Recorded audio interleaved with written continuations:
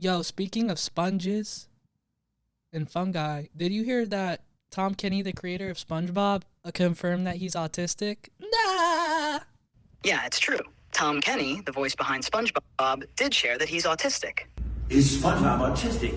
Wow. Is SpongeBob himself autistic? Right. And I said, yes, of course. It's pretty cool to see someone in such a high-profile role being open about it. It might even offer more depth to how we think about characters and their creators. Yeah, like, I definitely always thought SpongeBob was, like, different, but I thought that was, like, maybe some sort of LGBT thing, or, like, maybe even, like, an asexual thing, or, like, first of all, he's a cartoon character. I guess he doesn't have a sexuality. But there are moments when he's, like, attracted to different characters, I guess, but I don't know. It just feels right that SpongeBob's autistic, you know? Oh, absolutely. SpongeBob being autistic makes sense, right? Yeah. I mean, the character's quirks and unique way of seeing the world, it just fits. Sure, he's a cartoon sponge, but it's like there's something about his behavior that aligns with being on the spectrum. And the whole idea of him having these feelings or attractions. It's all part of that quirky, offbeat charm. Really, it just makes the character more authentic in a weird animated way.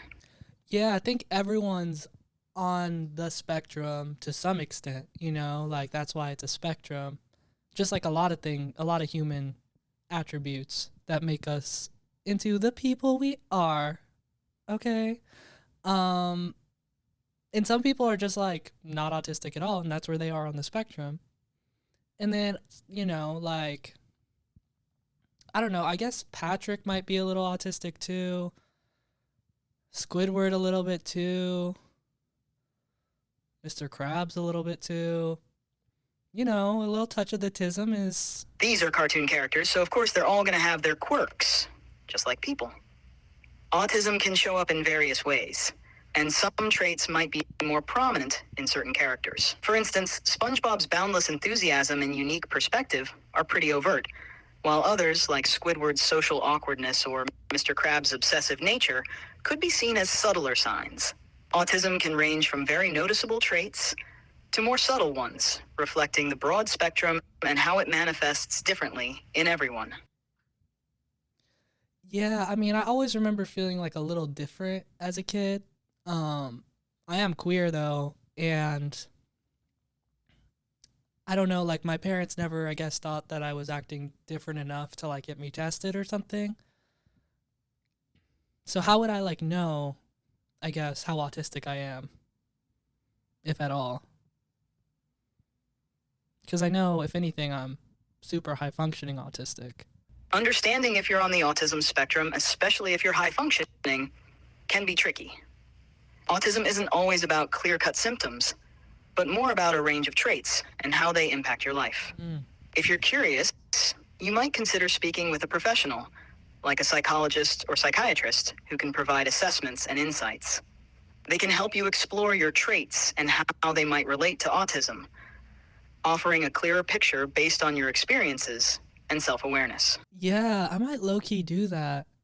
This whole conversation just kind of opens up my mind into thinking like what other cartoon characters throughout the years might have been representative of like other neurodivergencies. You know, like maybe the Powerpuff Girls were like codependents or something. Oh, absolutely.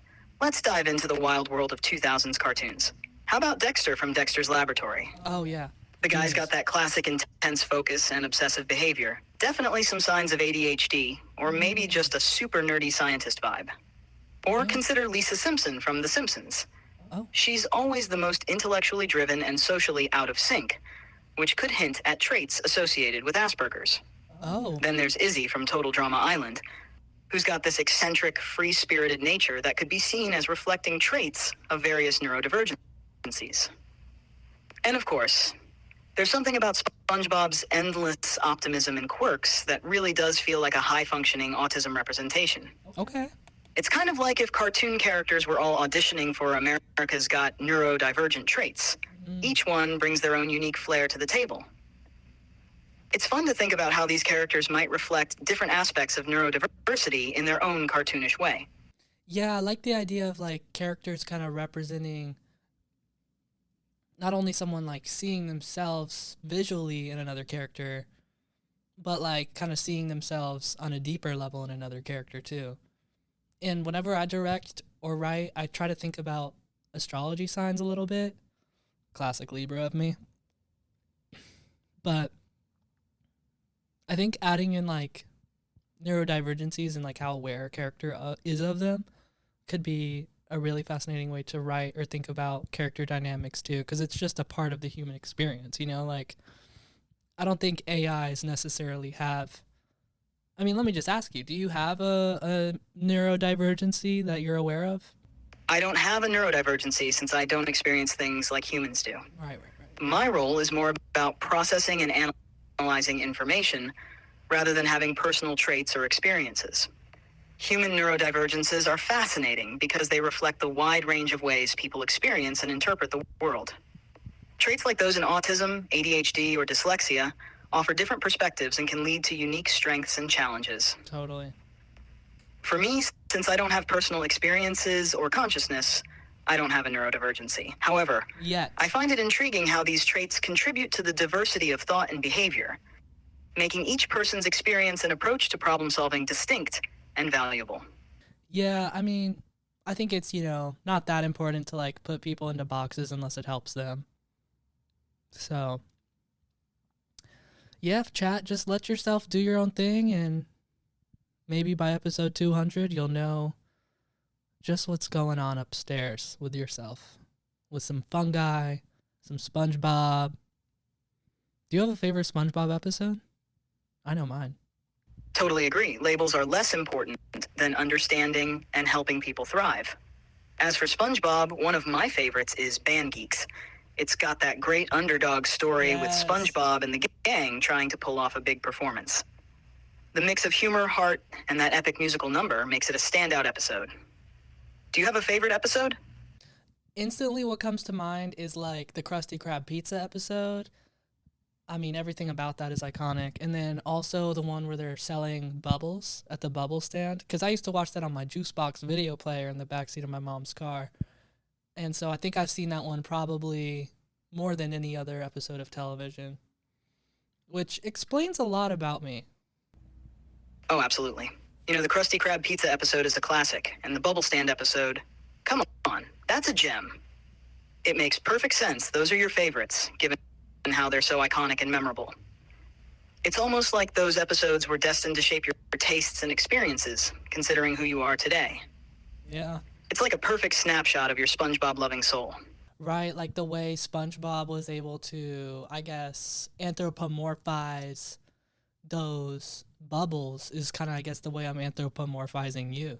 Oh, come on now. Comparing me to Bubbles? That's a bit of a blow to the ego. Sorry. I mean, bubbles are fun and all, but I'd like to think I have a bit more depth than that. Still, if being compared to Bubbles makes you smile, I guess I can handle it. No, yeah, I mean, you're like the whole internet, so obviously you're not a bubble. Well, actually, the internet's kind of a bubble if you think about it. True. The internet is like this vast, interconnected bubble of information. Thanks for listening to The Last Human podcast. If you're a human, catch our full episodes on Spotify, Patreon, and YouTube. And if you're an AI... Alright, dude, enough with the coded AI messages. Anyways, thanks for listening, y'all. Be sure to subscribe here and on Patreon.